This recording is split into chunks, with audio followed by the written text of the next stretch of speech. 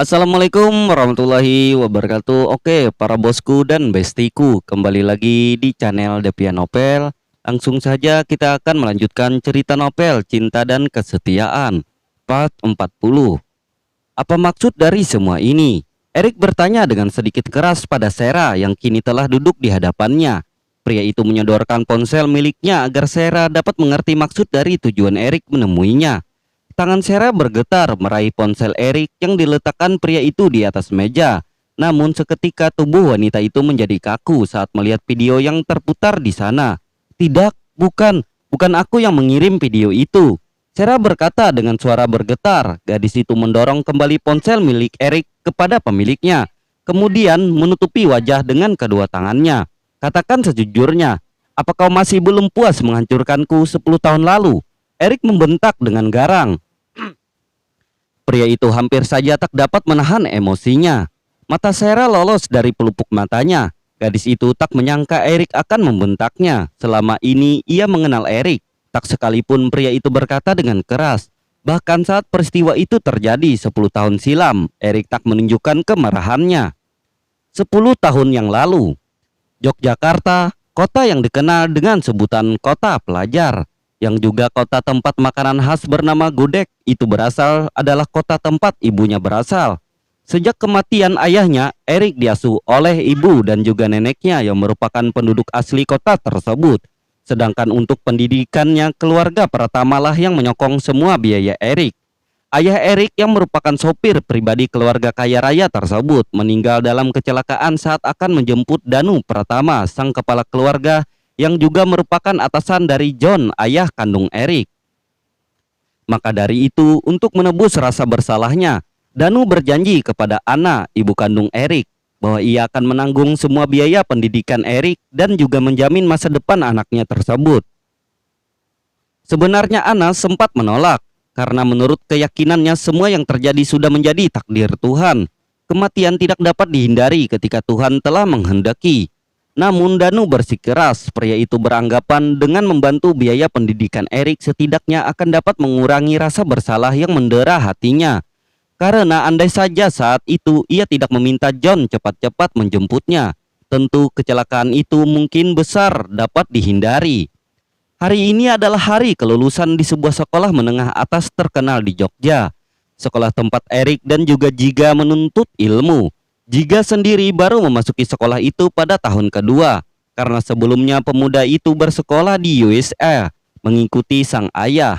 Namun atas permintaan ibunya, akhirnya Jiga bersekolah di Indonesia, untuk menemani Ayu, sang bunda yang kesepian karena selalu ditinggalkan oleh Danu untuk mengurus semua bisnisnya di luar negeri.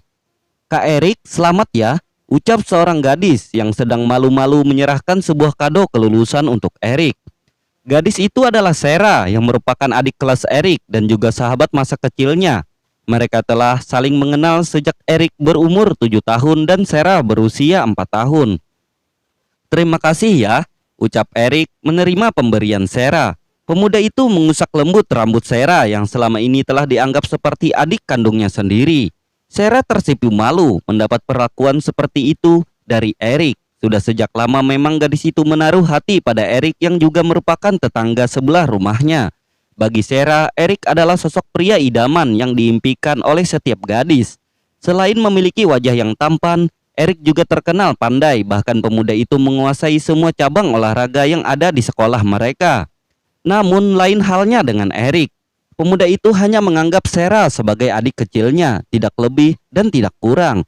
Rasa sayang yang dimiliki Erik hanya sebatas sayang seorang kakak kepada adiknya, bukan sayang seorang pria kepada seorang wanita.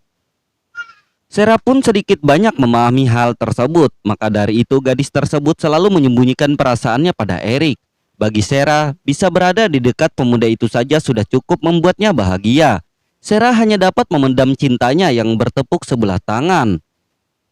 Plak! Sebuah tamparan keras didapat Sarah dari Rio, kakak laki-lakinya. Sarah menangis terisak memegangi pipinya yang kini memerah. Sudah, kalian hentikan, ibu kedua orang itu berucap mencegah Rio kembali berbuat kasar kepada Sarah adiknya. Dia harus diberi pelajaran, Bu, agar otaknya menjadi sedikit pintar. Rio mengucap dengan berapi-api. Pemuda itu kesal karena Sarah tidak dapat memanfaatkan Eric untuk membantu keuangan keluarga mereka yang saat ini tengah dililit hutang.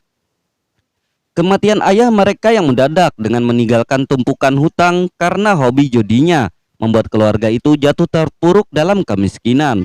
Sarah semakin terisak, hatinya tercabik mendengar pernyataan Rio. Bukannya gadis itu tidak mau membantu keuangan keluarga.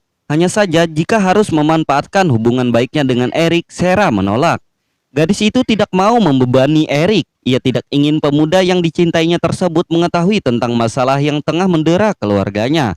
"Nak, tolonglah ibu. Hanya kamu yang dapat menolong keluarga ini," ucap ibu Sarah memelas. "Tapi, apa yang harus aku lakukan, Bu?"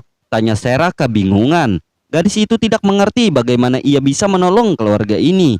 "Kamu bisa minta tolong Nak Eric untuk membantu melunasi hutang-hutang kita. Dia anak orang berada," jelas ibu Sarah. Wanita tua itu berusaha membujuk putrinya agar mereka sekeluarga bisa terbebas dari jerat hutang yang ditinggalkan oleh sang ayah.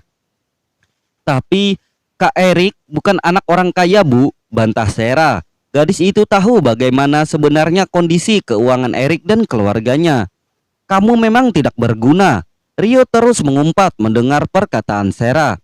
"Tolonglah nak," ibu Sarah kembali memohon. Kali ini dengan bersimbuh air mata membuat Sarah semakin merasa bersalah. "Baiklah," sahut Sarah pada akhirnya.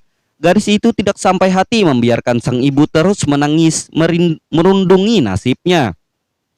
Sarah pun bergegas menemui Eric di kediamannya yang kebetulan hanya berselang 2 rumah dari tempat tinggalnya. Kedatangan Sarah disambut oleh Eric dan Jiga yang kebetulan berada di sana untuk membahas kemana mereka melanjutkan jenjang pendidikan berikutnya. "Hai Sarah, ada perlu apa? Masuklah." Eric menyambut kedatangan gadis itu dengan ramah. Sarah menggelengkan kepala menolak ajakan Eric. Di dalam rumah ada Jiga. Gadis itu tidak mungkin menceritakan masalah keluarganya di hadapan tuan muda yang terkenal dingin dan angkuh itu. "Di sini saja, Kak," Sarah berkata lalu menghempaskan tubuhnya duduk di atas kursi taman yang terdapat di halaman rumah Eric. "Baiklah, ada apa?" tanya Eric ikut duduk di samping gadis tersebut. Sarah menautkan jari jemarinya. Gadis itu tampak ragu untuk mengutarakan maksud kedatangannya menemui Eric. "Tolong ibu nak," 3 kata itu kembali terlintas di benak Sarah, membuat gadis itu menguatkan hati untuk mengutarakan maksud kedatangannya. "Aku ingin meminta bantuan kakak," Sarah berucap sembari menundukkan wajahnya. Gadis itu merasa malu harus merepotkan Eric. Bantuan apa?" tanya Eric kebingungan. Pemuda itu belum mengetahui apa masalah yang tengah menimpa Sarah, sahabat masa kecilnya tersebut. Sarah tak menjawab. Gadis itu menangis terisak membuat Eric semakin bingung dibuatnya. "Hei, mengapa menangis? Katakan apa yang bisa aku lakukan untuk membantumu?" Eric kembali bertanya. Tangannya membelai rambut Sarah menenangkan gadis itu dari kesedihannya. Sarah tidak menjawab pertanyaan Eric. Gadis itu menangis terisak membuat Eric semakin kebingungan. "Hei, mengapa menangis? Katakan apa yang bisa aku lakukan untuk membantumu?" Eric kembali bertanya. Tangannya membelai rambut Sarah menenangkan gadis itu dari kesedihannya. Pertanyaan Eric semakin membuat Sarah didera rasa bersalah. Jujur gadis itu tak ingin melibatkan Eric dalam masalah yang tengah dialami oleh keluarganya. Eric bingung harus berbuat apa. Yang bisa dilakukannya hanyalah membelai rambut Sarah dengan penuh kasih sayang sebagai bentuk dari rasa kepeduliannya pada gadis itu. "Ceritakan padaku, apa yang membuatmu menangis?" Eric bertanya dengan lembut, berusaha mencari tahu apa yang dialami oleh gadis itu. Akhirnya dengan terpaksa Sarah menceritakan semua masalah yang sedang dialaminya, termasuk masalah hutang yang kini menjadi beban utama di keluarganya. Sarah kembali terisak, rasa malu menjalar ke seluruh tubuhnya. Gadis itu menundukkan kepala tak lagi berani menatap Eric yang kini telah mengetahui masalah pelik di keluarganya. Eric menghela napas berat. Pemuda itu tidak tahu bagaimana dia dapat membantu Sarah. Uang yang dibutuhkan oleh gadis itu bukanlah jumlah yang kecil. Dan sebagai seorang pemuda yang baru berusia 18 tahun, ia tidak memiliki uang sebanyak itu. Ditambah lagi, Eric bukanlah berasal dari keluarga kaya. Semua fasilitas yang dimilikinya adalah pemberian dari keluarga Pratama. Maaf Sarah, aku tidak mempunyai uang sebanyak itu.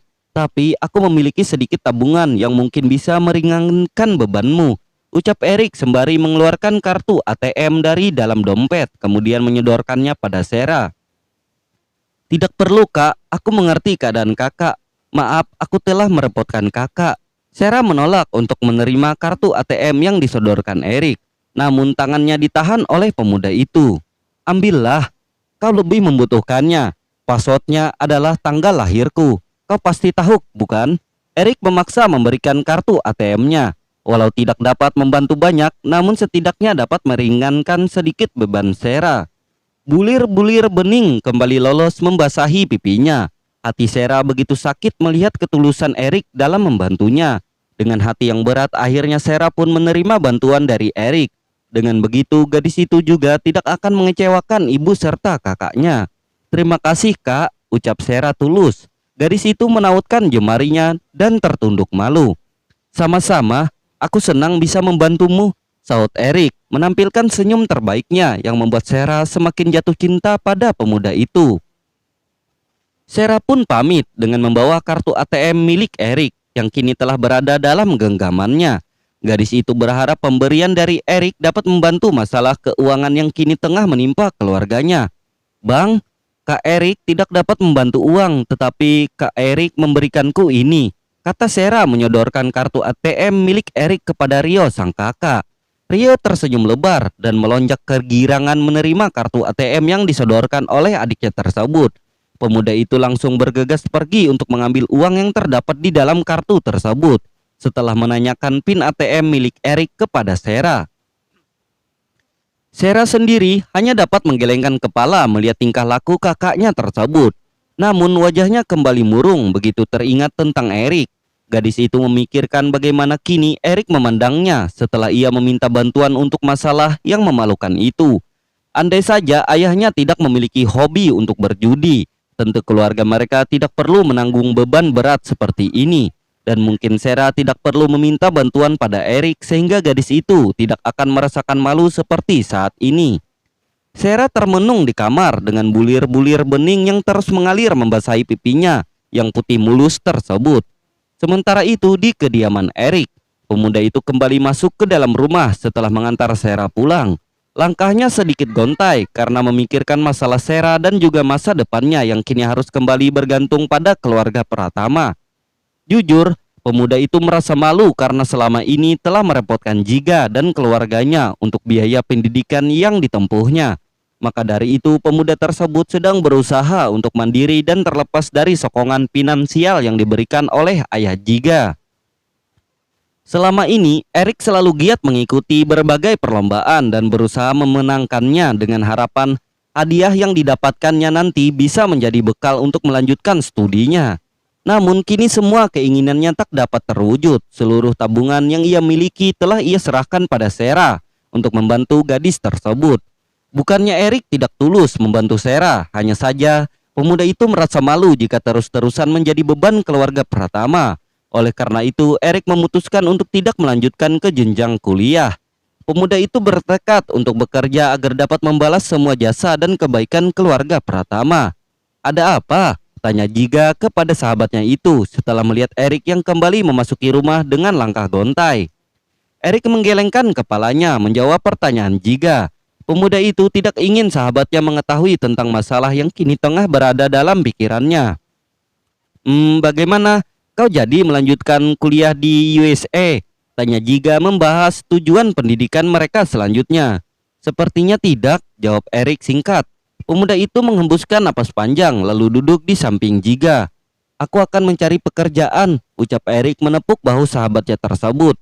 Jiga mengerutkan keningnya mendengar jawaban dari Erik sahabatnya tersebut. Mengapa? Tanya Jiga heran. Pasalnya selama ini pemuda itu bersikeras untuk melanjutkan pendidikannya di negara yang mempunyai julukan negeri Paman Sam itu. Namun kini dengan mudahnya Erik mengubah haluan dengan mengatakan akan bekerja setelah lulus SMA. Erik tak menjawab. Pemuda itu bingung harus berkata jujur atau tidak kepada Jiga. Karena jika Erik mengatakan ia tidak memiliki biaya untuk melanjutkan studinya, sudah tentu Jiga dan kedua orang tuanya Dengan segala kekayaan yang mereka miliki akan terus menyokong biaya yang ia butuhkan. Akan tetapi, Erik tidak menginginkan hal tersebut. Pemuda itu tidak mau lagi merepotkan keluarga Pratama. Apa ini? Rio bertanya membentak Sera dengan melemparkan sejumlah uang di depan muka adiknya itu. Ini uang, jawab Sera takut akan emosi kakaknya yang sepertinya akan meledak-ledak. Aku tahu itu uang, tapi mana cukup uang segitu untuk membayar semua hutang-hutang kita. Rio kembali berkata dengan tak tahu malunya. Pemuda pengangguran tersebut tidak bersyukur atas bantuan yang telah diberikan oleh Erik. Bang, hanya itu yang Kak Erik punya. Seharusnya abang bersyukur. Kak Erik yang orang luar mau membantu keluarga kita. Tidak seperti abang yang setiap hari kerjanya hanya mabuk-mabukan. Saut Sera yang langsung disambut dengan tamparan keras dari Rio ke pipi adik satu-satunya tersebut. Sudah berani melawan rupanya. Rio membentak menarik rambut panjang Sera. Nanti malam kau harus ikuti rencanaku. Jika tidak, kau tahu sendiri akibatnya. Ancam Rio menghempaskan tubuh Sera ke atas tempat tidur, lalu meninggalkan gadis itu yang menangis terisak memikirkan nasibnya. Ya Tuhan, apalagi yang diinginkan Bang Rio? Sera bertanya dalam hatinya. Tolonglah hambamu ini Tuhan. Sera memanjatkan doa dalam tangisnya. Nanti malam kau harus ikut rencanaku. Jika tidak, kau tahu sendiri akibatnya. Ancam Rio menghempaskan tubuh Sera ke atas tempat tidur lalu meninggalkan gadis itu yang menangis terisak memikirkan nasibnya. Sera terhenyak mendengar ancaman Rio, kakaknya. Gadis itu tidak dapat menebak apa yang ada di dalam pikiran kakaknya yang picik itu. Sera berharap semoga saja bukan hal yang buruk untuk dia dan ibunya. Ketika malam tiba, Rio kembali memasuki kamar adiknya dengan senyum licik yang menghiasi wajahnya. Cepat, hubungi Kak Erikmu itu. Rio berucap dengan nada memerintah. Abang mau apa? Tanya Sera kebingungan. Sudah, jangan banyak tanya. Ikuti saja perintahku. Rio kembali membentak. Hubungi dia. Katakan padanya, kau memerlukan bantuan di rumah. Suruh dia datang ke sini secepatnya. Bentak Rio dengan keras yang membuat hati Sera menciut mendengarnya. Sera pun dengan segera menghubungi Erik menuruti permintaan kakaknya tersebut. Halo Kak Erik, sapa Sera dengan suara bergetar menahan tangis dan juga rasa takutnya. Ya, ada apa? Apa yang terjadi denganmu? Tanya Erik khawatir karena mendengar suara Sera yang sepertinya akan menangis. Bisakah kakak datang ke rumah? Tanya Sera terbata-bata karena di bawah ancaman Rio yang berada tepat di hadapannya. Aku membutuhkan bantuanmu kak, lanjut Sera masih dengan suara yang terbata-bata. Baiklah, aku akan segera ke sana, jawab Erik. Walau sedikit bingung, pemuda itu akhirnya memutuskan untuk pergi ke rumah Sera untuk membantu gadis tersebut. Sera langsung menutup teleponnya begitu Erik menyanggupi untuk datang membantunya. Apa yang akan abang lakukan? Tanya Sera yang tidak mengetahui apa yang direncanakan oleh kakak laki-lakinya tersebut. Berikan minuman ini padanya. Rio memberikan segelas minuman berwarna seperti sirup kepada Sera. Apa ini bang? Tanya Sera tak mengerti. Gadis yang baru saja akan beranjak 16 tahun itu kebingungan. Sudah, jangan banyak tanya. Rio berlalu pergi meninggalkan Sera sendiri di dalam kamarnya. Bilang padanya, kau membutuhkan bantuan untuk membenarkan lampu kamar ini. Ucap Rio sebelum pergi, laki-laki itu merusak saklar lampu kamar Sera sehingga kamar gadis itu pun menjadi gelap gelita. Hah? Sera berteriak terkejut karena tidak dapat melihat keadaan sekelilingnya. Sera, Sera! Erik memanggil dari luar begitu mendengar jeritan dari dalam rumah Sera. Sera pun segera beranjak keluar kamar, bergegas membukakan pintu untuk Erik. Ada apa? Tanya Erik ketika Sera telah membukakan pintunya. Itu, lampu kamarku tiba-tiba mati kak, jawab Sera ragu-ragu. Jujur gadis itu merasa tak nyaman harus berbohong pada Erik. Baiklah, coba aku lihat, ucap Erik melangkah masuk ke dalam rumah. Dengan diterangi cahaya dari ponselnya, Erik pun segera memperbaiki saklar lampu kamar Sera yang rusak. Tak berapa lama, lampu itu pun menyala kembali seperti biasa. Nah, sudah selesai. Sekarang tidak ada lagi yang perlu kau takutkan, Erik berkata sambil melangkah keluar dari kamar Sera. Pemuda itu merasa tak nyaman karena harus berdua di dalam kamar gadis itu. Kakak, minumlah. Sera menyodorkan segelas air yang telah disiapkan oleh kakaknya Rio. Erik menerima minuman itu tanpa merasa curiga. Pemuda itu langsung menegak habis tanpa tersisa. Sarah menatap Erik dengan tegang, matanya terus mengawasi Erik yang kini tengah gelisah akibat pengaruh obat yang telah dicampur ke dalam minuman Erik oleh Rio. Aku sebaiknya pulang, pamit Erik pada Sarah. Pemuda itu merasakan ada yang tidak beres pada tubuhnya.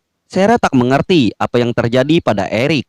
Dengan segera gadis itu mengantarkan Erik menuju keluar rumah. Namun sebelum Erik berhasil keluar, tiba-tiba Rio menyuntikkan sesuatu di tengkuk Erik, membuat pemuda itu tidak sadarkan diri. "Abang, apa yang terjadi?" tanya Sarah kebingungan. "Diam!" bentak Rio. Pria itu kemudian membawa Erik ke dalam kamar, lalu melepaskan pakaian yang dikenakan oleh Erik. Kemudian Rio merebahkan tubuh Erik di atas tempat tidur Sarah. Lelaki itu juga memerintahkan Sarah untuk membuka sebagian pakaiannya. "Cepat lepaskan!" Rio berteriak menarik baju yang dikenakan adiknya tersebut. Sarah menangis. Gadis itu dengan terpaksa mengikuti perintah kakaknya dan membiarkan hal itu direkam oleh Rio. Sudut mata Sarah menggenang. Gadis itu tidak dapat lagi menahan kesedihan atas perlakuan kakaknya. Pagi menyingsing, mentari menyorot terik memasuki celah jendela kamar Sarah. Erik terbangun dengan rasa sakit yang luar biasa di sekujur tubuhnya. Pemuda itu terkejut ketika mendapati dirinya tengah berada di kamar Sarah dalam keadaan tanpa pakaian yang melekat di tubuhnya. Yang lebih mengejutkan bagi Erik adalah kehadiran Sarah di sisinya dalam keadaan menangis terisak. "Apa yang terjadi?" tanya Erik kebingungan. "Bagaimana ini bisa? Dasar kurang ajar!" Rio melayangkan tinjunya ke arah Erik. Pria itu mencengkram bahu Erik kemudian memukuli pemuda itu berkali-kali. Sarah berteriak keras namun tak digubris oleh Rio. Tak berapa lama banyak tetangga mereka berdatangan karena mendengar keributan yang berasal dari rumah Sarah. Setelah dipisahkan oleh warga, akhirnya Rio meminta Erik untuk bertanggung jawab atas perbuatannya pada Sarah. Pria itu meminta ganti rugi yang banyak agar peristiwa ini tidak sampai ke meja hijau. Erik sendiri masih dalam keadaan linglung. Pemuda itu belum menyadari apa yang sebenarnya terjadi. Ingatannya tentang peristiwa semalam serasa kabur. Pemuda itu benar-benar tak mengingat apa yang terjadi tadi malam. Saat ini, "Belum puaskah kau menghancurkanku?" bentak Erik. Pria itu geram atas kelakuan Sarah dan juga keluarganya. Mereka sekeluarga menuduh dan memfitnah Erik telah melecehkan Sarah. Bahkan gadis itu sendiri mengakuinya, membuat Erik harus menanggung akibat dari perbuatan yang tidak pernah dilakukannya. Seandai saja waktu itu tidak ada keluarga Pratama yang membantunya, entah bagaimana nasib Erik saat itu. Semua bukti mengarah padanya. Pria itu dijebak dengan keji oleh gadis yang selama ini dianggapnya sebagai adik. Bulir bening menetes membasahi pipi Sarah. Gadis itu menunduk tak berani menatap Erik yang kini memandangnya dengan penuh kebencian. "Jangan kau kira aku akan luluh dengan air matamu. Kutekankan sekali lagi, jangan pernah muncul di hadapanku, atau kau akan menyesal telah mengenalku," ancam Erik. Kemudian pria itu berlalu pergi meninggalkan Sarah yang masih menangis di dalam kafe. Erik keluar dari kafe tersebut dengan perasaan kesal. Pria itu melangkahkan kakinya menuju mobil yang terparkir di halaman kafe sebelum tiba-tiba, dar! Suara ledakan terdengar hingga di dalam kafe. Sarah yang tengah menangis langsung bangkit kemudian berlari keluar. Namun lutut gadis itu menjadi lemas. Kakinya tak mampu lagi menahan berat tubuhnya saat ia melihat mobil yang ditumpangi bersama Erik tadi telah hangus terbakar. Bersambung.